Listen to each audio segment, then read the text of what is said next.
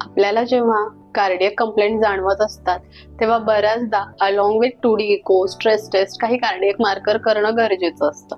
म्हणजेच आपण simple blood टेस्टमध्ये आपल्या HbA1c म्हणा, लिपिड प्रोफाईल, CBC हे करूनच घेत असतो. पण त्यासोबत जेव्हा आपण कार्डियक मार्कर करतो जसं होमोसिस्टिन आणि HSCRP, तेव्हा बराच फरक पडतो आणि आपल्याला क्लिअरिटी येते की नक्की आतमध्ये कार्डियक मसल्सना डॅमेज होत आहे की नाही. होमोसिस्टिन हा सुद्धा एक प्रोटीन आहे आणि HSCRP हा सुद्धा एक प्रोटीन आहे.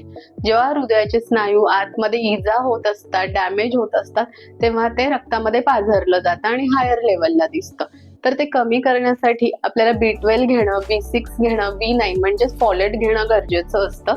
त्यासाठी आपण आहारामध्ये हिरव्या भाज्या ठेवणं गरजेचं आहे, लेग्युम्स ठेवणं गरजेचं आहे. बनाना आहारात ठेवला तर आपला B6 खूप छान प्रकारे वाढतो आणि मग त्यामुळे आपला होमोसिस्टिन सुद्धा कमी होतो.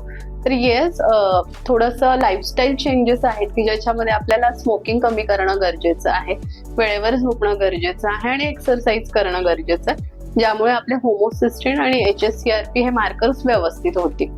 तर होमोसिस्टिन हा जो आहे तो काही लॅब्समध्ये 16 पर्यंत सांगतात, काही लॅब्समध्ये 20 पर्यंत चालतो, की ती नॉर्मल रेंज आहे, त्याच्यावरती नाही गेलं पाहिजे.